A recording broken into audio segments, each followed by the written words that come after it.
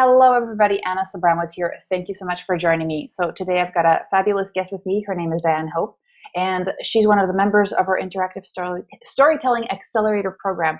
And she has a fantastic journey, and I really wanted for you guys to listen to her today and glean some of the lessons that it takes to, when you're at a certain point in your career to actually take your skill set to the next level. Because I think a lot of us, what happens is we get a little bit frustrated, but maybe we look for something that is a quick fix, right? Like, what's this? What's going to happen? What can I do? What can I get? And Dianne, I think, can give us some insight into what it takes to take yourself to a new skill set, to a new level, and then evolve from there. So Dianne, thank you so much for being here with me today.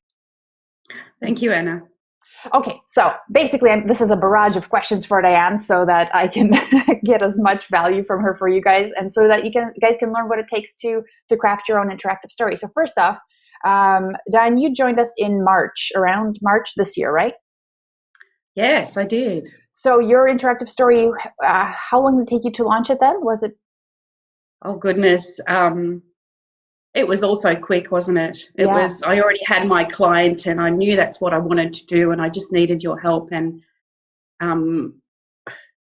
it's actually been released in the organisation now. So it was a matter of no more than 5 or 6 weeks. That's from start to finish. Wow, awesome. That's fantastic. So, okay. So there was something that, that resonated with you about interactive storytelling. Can you tell me a little bit about how you were doing work before you discovered interactive stories? I guess like most people are doing e-learning, it's just a glorified PowerPoint. There's, a few interactive screens where you click but basically it was just dumping content into screens, having some learning objectives at the beginning and summing them up at the end, and learners are bored with that. So, and the more I started to realise that, someone has to change this. Someone has to do something different, because this has been going on I've been a freelance developer for more than 7 years, and in the beginning you can make things interesting with engaging, images and stuff, but ultimately it's the same. So that was my thought process. So how did that? So you're working on things where you're dressing up content essentially, right? So how does that affect the work that you produce? How does that affect you? Well, you soon become bored with it, don't you? It's just how can I find this any more interesting? There's nothing you can do, improve your language skills, I suppose. And there was just no challenge in it anymore. Cool. I like that you said there's no challenge in it, because I think that, for myself even, I felt like there was a point that I reached that is like, how can I get, it was like, I felt like I hit a little bit of a plateau. Like, what's next? Like, how can I be more inventive here, right, to make this work? So what was it that moved you to take action, that you were like, this, I need more challenge? But what was it that you were like, okay, this is it, I want to do storytelling? I think because it was different, and I think I could see, particularly in things like the broken coworker, that people were really liking that. And from my perspective as a developer, I didn't see that as a complicated thing to develop. I wasn't right about that. So I guess that was it. I'm like, I really like that it's different. People are obviously engaged with it. That went viral, as when you created it, how many people have looked at that and continued to look at it after all this time. So it just kept popping up in my mind. So cool. So and I saw that you also used it as inspiration for some articles just recently. So that's awesome. Thank you. I did. Yeah. That's a process I go through with everything in my learning, is reflecting on what I've looked at and putting it down so other people can maybe learn from that as well. And, in that process, I learn. It's interesting because when I looked at your work, when I looked at your samples, your portfolio pieces, and the things that you share with the community, LH community, everything that you do is like you just said, it's followed with deconstruction of your thought process and why you did that. And I think that's so amazing. So if anybody wants to learn more about how Dianne thinks, basically how a great designer thinks, is where you get your inspiration. All those things are in there. And I really like that. And I think it's cool. Do you find it helps you, how does it help you to do that reflection when you're crafting your pieces? A lot of the time when I'm developing, I do it quite quickly because I've been doing it for so long now. But to go back and actually put down how I did it and what inspiration I used, it really cements the whole process and makes the next project easier because that's in your mind then.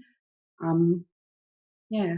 That's an excellent learning strategy, I think, because I think a lot of us are like, yeah, just get the next thing done, get it. And then you never have the time to actually step back and think about what you did and why you did it, and then see, hey, what worked for me and why it was. And sometimes I even put reflections about this could have been done better because I could have done it like this, or I could have added this or whatever. So it's also, what do you call that, after a project, you debrief.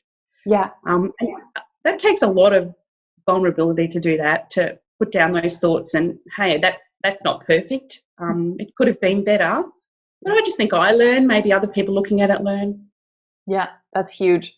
We actually had a project once where it went so bad, but we were like, okay, we're just going to list all the things that we didn't appreciate at it. And everybody on the team had to put like a smiley face or a sad face beside the things that they, and actually that was the first step, because not everybody's, like you said, not everybody's ready for that. And it does take a lot of vulnerability to actually admit that wasn't optimal. Protect yourself from that. So when you're going for, so Broken Coworker resonates for you. You're like, okay, this looks like doable. I can do this, right? So yeah. What was something that would show you that if you produced something that would actually show you that you had achieved this goal, which is, it sounds like more engagement, or it sounds like something that would engage people more deeply? Can you rephrase that question? Yes, sorry. Really sure. Yeah. So what you're asking? Yeah, what would be for you, if you're looking in your mind, what would be for you an indication of success? You're like, oh yes, okay, I've mastered it, I've challenged it. I own this process now. What would that look like for you? I'm a bit of a perfectionist, so I like to understand what I've done, and make it the best it can be. So I'm pretty hard on myself. And I guess with the interactive storytelling group, what I started to realise was I'm too hard on myself. And most of the stuff I do produce is okay, but the members of the group were so awesome with giving feedback and positive comments and things, which kind of reinforced that I don't need to be so hard. And what I've actually produced is okay and actually quite good.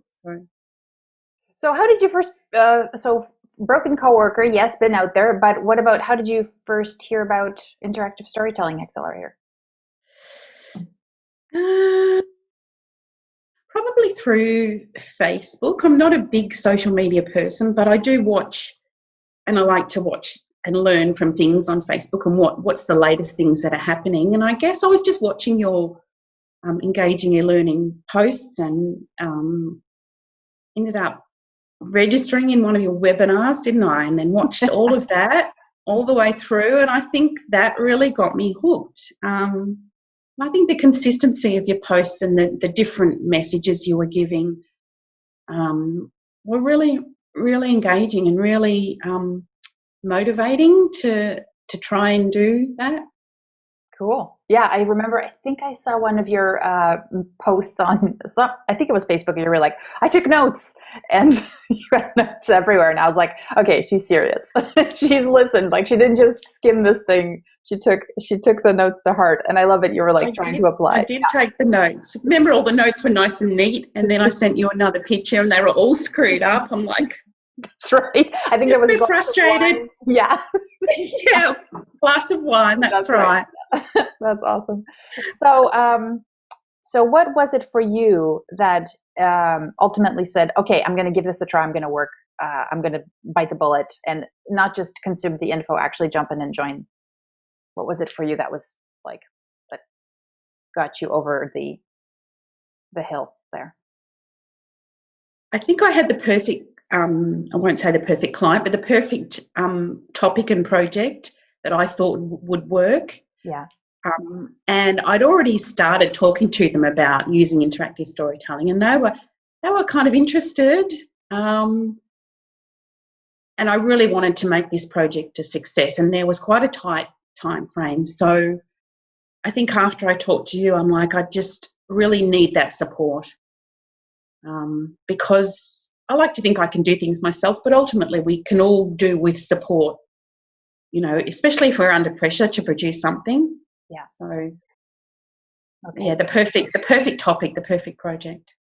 Cool. It's kind of interesting though, because I think that, if somebody else had a different mindset, they could have been like, oh, this is a perfect topic and a perfect project for PowerPoint. Click next slide. Right? And they probably would have gone with that. But you were like, no, this is different, or I'm going to push myself here and push something different. So that's really cool. Now, can you, how did you feel when you first joined the community and started working on your interactive story? Were you excited, scared, skeptical, reluctant? What was going through your mind? Were you like, ah? All of those. I was excited. I should list all these words. Yeah. I was excited, but some of the members of that group had already started their projects, obviously, and were further down the track, and it was all a bit overwhelming for me at first. So much information, so many resources, so much happening in that group. I just had to focus on what I was achieving, and there's so many steps and just one step at a time. So while it's great to draw on all those resources, I think, just making sure that I focused on what I was trying to achieve and asking for feedback on what I was trying to achieve was really my main goal. Mm-hmm, mm-hmm.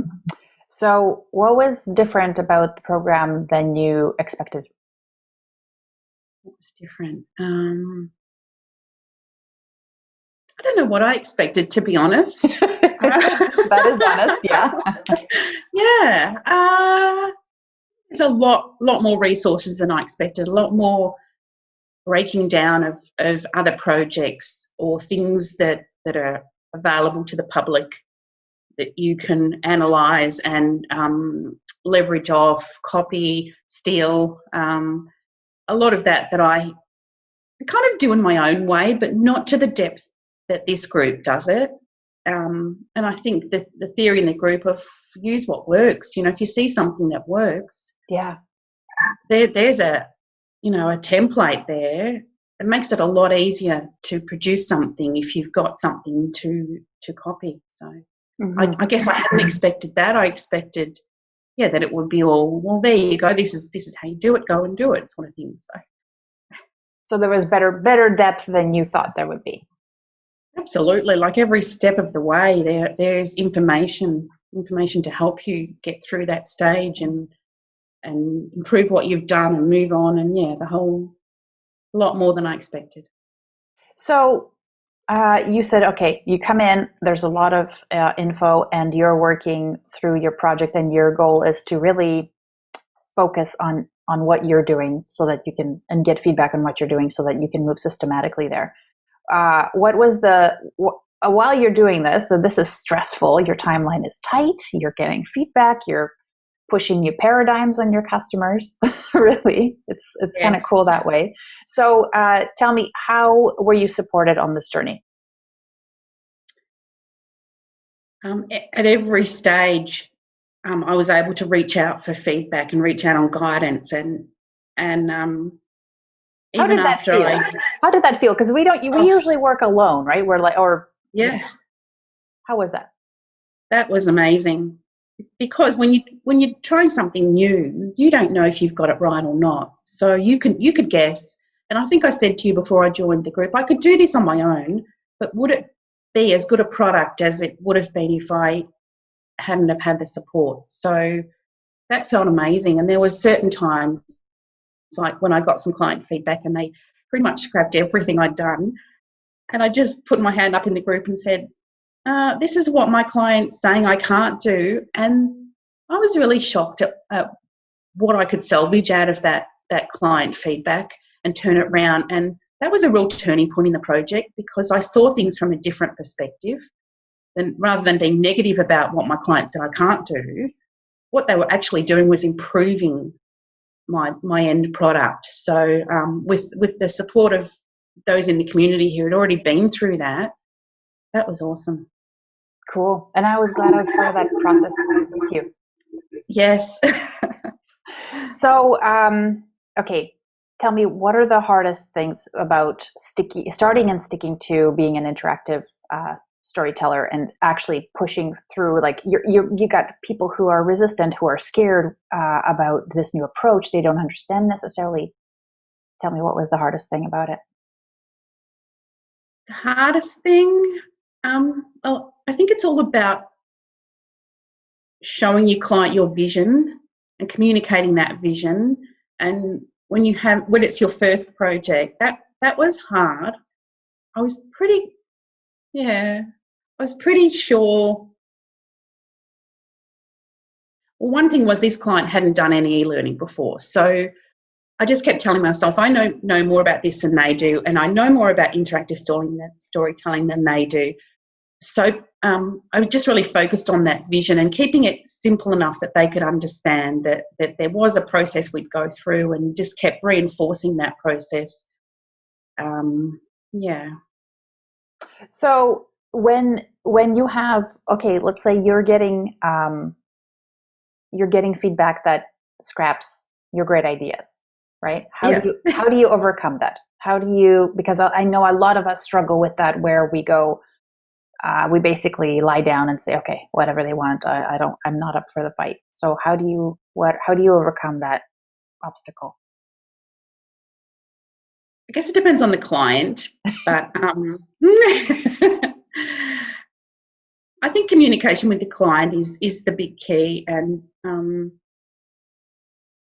picking your battles too. Like, there were some things that they were very certain that they wanted in a certain way that I just let them have, but I just kept reinforcing that to make the storytelling aspect of this coursework, there was a structure that we needed to stick to, and within that structure we could be a bit flexible, but there were certain things that needed to be there, and they were really understanding about that. So I think being knowledgeable about what you're communicating to them, but also being understanding that they have a goal as well, and they have certain things that they want to get across. So yeah, just like you would be with any client, just listening to them as well. So it's cool. You said, I mean, you have some parameters around, I'm crafting an interactive story for you guys. So we're going to have these elements have to be in place. I'm willing to negotiate on some things, right? Yeah. Okay, Absolutely. Cool. I love that. And do you feel like it made a better product as a result of them coming on board, but with making it partially their own as well? Absolutely. I think that was one of the turning points too, when we started to see, or when I started to get their feedback on say a scenario with the character that was in this story, and they started to fill in some details that I hadn't realised were happening in the workplace, and I started to say to them, that is so good, that's going to make this much more engaging, much more relevant to your learners, and they started to get really excited about it. They were referring to the character by her name, and that's when I really felt, oh my goodness, this is going to work for them as well. Before that, they were like, oh, okay, this is what you want, this is what we'll give you. But yeah, they were on board once they started to referring to the character by her name. That was it. That's when you've won, right? Basically, yeah. Right? Yeah, totally. Because the feedback was never, hey, where can we put the manual in? Right? Exactly. I just kept pushing about the emotion. storytelling is all about getting people engaged and with emotion. So relating to that character through the emotions and what she's going through. So it took them a long time to understand that, because it's a very different concept. Most organisations are used to, click next e-learning, and this was completely different for them. So, top marks to this client as well, who put their trust in me as the developer and someone who had expertise in e-learning to know that this was going to work. So that was a big part of it as well. That's cool. And the fact that they went with the first project, interactive story. That's awesome. That's so huge. Yeah, they don't even know what's next. They don't even know. It's going to be awesome. So what would you suggest to anyone else dealing with the problems you faced? Reach out, because there's people out there who have been successful in making e-learning a better experience, in making, going to that next level. It's so fulfilling as far as your career goes when you've been doing e-learning for quite a few years. It's really nice to take it to that next level. But to do that with anything, I think you need the support of people around you. So definitely reach out to others. The members of the group are so willing to listen and offer advice. And it's not an easy situation to be in, because all the projects in that group are different. There's some way out topics there. But you always learn something from, even you, Anna, when we have our strategy or our sessions, you learn stuff from the members as well. So you can never stop learning. Mm-hmm. It's fantastic. And like you said, it's interesting because we all have contexts, right, around the same framework, but different contexts. Okay, so let's say somebody's just joining the Interactive Storytelling Accelerator. What's your one piece of advice for them?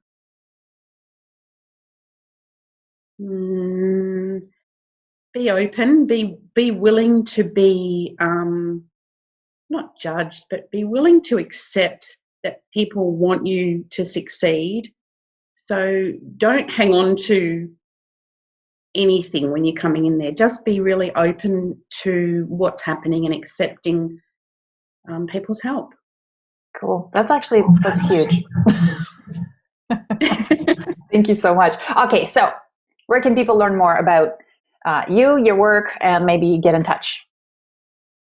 So I have a portfolio, an online e-portfolio. It's called Dianne Hope's e-portfolio. That's awesome. Yeah. And I started that a long time ago, and it's really a place where I gather all of my learning, I guess, about how I develop e-learning and what I use and the tools I use and the inspiration I draw from. There's a lot of samples up there of projects I've produced. No client stuff, because of course you can't share client stuff, but often I'll reproduce something from a client project if there's been learning in it. And I guess from the start of that to the end, the most recent portfolio projects up there, I look back sometimes and I go, I have come a long way. So it's even for me a good place to go and go, I have put in a lot of effort, I have learned, I have improved.